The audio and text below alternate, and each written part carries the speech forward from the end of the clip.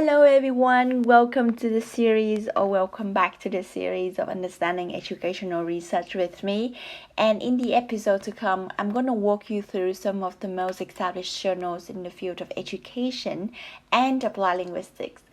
For each publication, abstract is that key paragraph that summarizes all the important points you need to know about a research. So for each episode, I'll handpick two interesting pieces of abstracts and share my thoughts about them with you. Okay, are we ready for the next one for today? So the next one for today is from System. As you can see from the cover page, it said an international journal of educational technology and applied linguistics. Okay, so the context of this study is based in Qatar, as you can see from the title. Sorry, I haven't read the title to you yet. So it said, from English as D medium to English as A medium perspective of EMI students in Qatar. And this one is very much recently published in 2021. Okay, so what's the difference between D medium and A medium? Let's find out in the abstract, shall we? The context of this study, as I mentioned, is about an EMI course or EMI students in Qatar, a country in Middle East where Arabic is spoken as the first language. Okay, so Arabic again is the first language of so many students here. Okay, so the aims of this study is really to examine the students' attitudes towards the use of Arabic or towards the use of the dominant first language in an English medium instruction in an international branch campus, IBC, in Qatar. So it's an international campus, and and the courses are taught in English, but the sort of the dominant or the dominant first language of the local community is Arabic. So very interesting to see, different languages interacting with each other in some ways. Okay, so the methods that they use here, it seems to me that they use a questionnaire to elicit attitudes of, this one doesn't really show here, but it's attitudes of 57 engineering students, and most of them are Arabic speakers. 13 of them are non-Arabic speakers, so they're all taking EMI courses at this IBC. Data were analyzed using descriptive statistics, one sample t-test, and a qualitative analytic deduction approach. So analytic deduction approach needs some explanation here. I think that the way that they sort of deduce findings from data rather than have any predefined research questions beforehand, if that makes sense. So they didn't really have any questions in their mind first before they went out and collect data, but rather when they have enough data, the themes, the ideas, and the sort of patterns emerge from the data itself. So basically, with issues like attitudes or perceptions, it's really hard to predict which direction that your research will head towards. So I think it's very interesting that they also use some hard or quantitative data for the statistical analysis, but also allow for some deduction methods for the qualitative analysis as well. So the findings show. Okay, so now we're moving on to the findings. So the findings shows that students generally welcome Arabic in this IBC. So there's a welcome attitude, and were supportive of EMI as a medium of instruction rather than a monolingual concept of EMI. So they welcome Arabic, they're supportive of English, but they're not, but they're against a. So they welcome Arabic, they supportive of English. The idea here is that they're against, or maybe they're not advocating a monolingual conception of EMI. Okay, so for non-Arabic first language speakers, data reveal that despite not speaking the language, they still held neutral views towards Arabic use in IBC courses. So they didn't really lean on using English more, or they didn't really go against using Arabic, so they held net neutral view, which is really important. They are tolerant of people using the language they don't understand, right? And also we see that the Arabic first language students, speakers, basically in various academic courses that compose between different degree programs show that Arabic was used favored in political, history, science, and least favored in math. Okay, so I think this is some predictable but still very interesting findings here. So depending on the disciplines that students take, right? So in political science or history, which is more like social sciences and more very much value laden and interpretive subjects, Arabic use is very much favored. But for like more sort of hard STEM, sort of hard EMI courses, then the favor rate is less so, if that makes sense. Okay, so and also we see that the Arabic first language students indicated positive attitudes towards the use of Arabic during class discussions, but he held neutral views to negative in lectures, reading, and assignments. So depending on different learning activities, from discussions to lectures to readings to assignments, students sort of shift their attitudes towards the use of their first language and also accordingly the use of English. So there's so much translanguaging going on here between disciplines, between learning activities, between the language backgrounds of students. So very, very interesting. I think the implication that can be drawn from this article is that policy makers or university administrators and even instructors are encouraged to implement practices that align English as a medium of instruction rather than the medium of instruction or a monolingual EMI model. So very often my thoughts on this, I wasn't really surprised at all.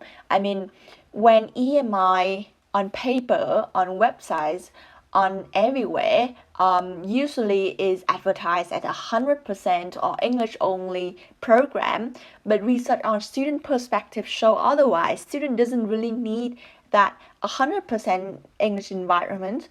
They want to get the most out of the courses, and in order to do so, they have to switch back and forth. They have to immerse in a translanguaging environment. That's the only practical way forward.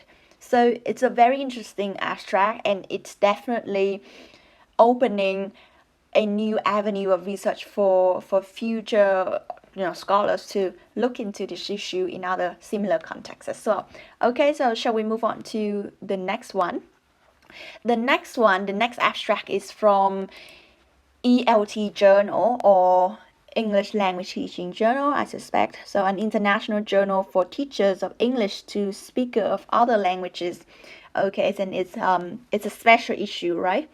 I'm not really sure. Okay, so the abstract 2 is developing students' awareness of global Englishes. So global Englishes, are we familiar with this term? I think we've already covered one of them before in an article based in Thailand. So if you want to go back and have a look, then feel free to do so. And okay, so the context of this study, again, the keywords is global Englishes, okay, and the context is in China. Let me have a look. Yes, it's in a Chinese university or an Asian English language teaching context. So a very similar topic again. Let me remind you a bit about the Karul 3 linguistic circles of English. So the inner circle is the native English-speaking countries conducted of 5 eyes, Australia, UK, US, Canada, and New Zealand. Okay, so and the outer circle comprises of countries or jurisdictions where English sort of holds a colonial institutional role from far, far back in the history. And then we have finally the expanding circle where English is taught and learned as a foreign language. So in countries like China or Vietnam, Japan, Korea, where English has just very recently been introduced.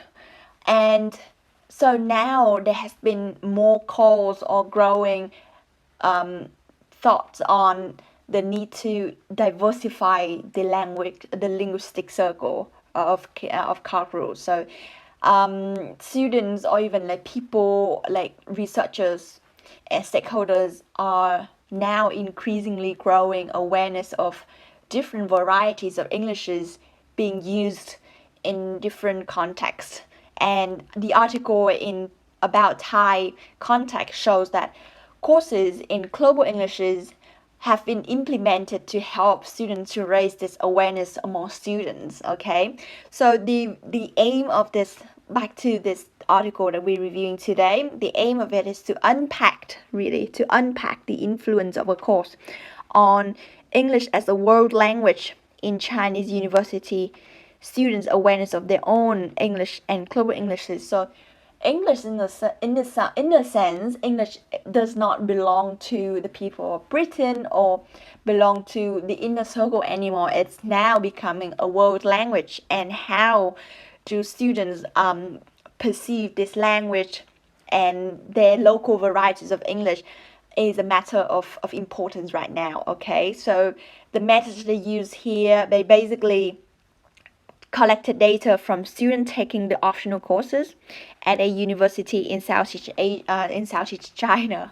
Okay, so assuming that there will be some questionnaire of some sort being sent out before and after students take the course, and it's very much it is very much noteworthy to point out that this is an optional course. So there's a chance, there's high chances that students sort of already like the course and feel like doing it, so they sign up for it because it's optional. There's no other way that they are forced to do it, but they're willing to learn more about these issues. So I expect that we'll get a lot of positive results from the research.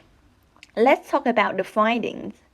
It seems to me that the findings are missing from here. They're not included in the abstract, and that means this is not a comprehensive abstract at all, because as we've already been reviewing so many abstracts, we see that findings are like one of the most important pieces of information that we need to know in an abstract, and we should know what has been found from a research just by reading the abstract, but it's not here now.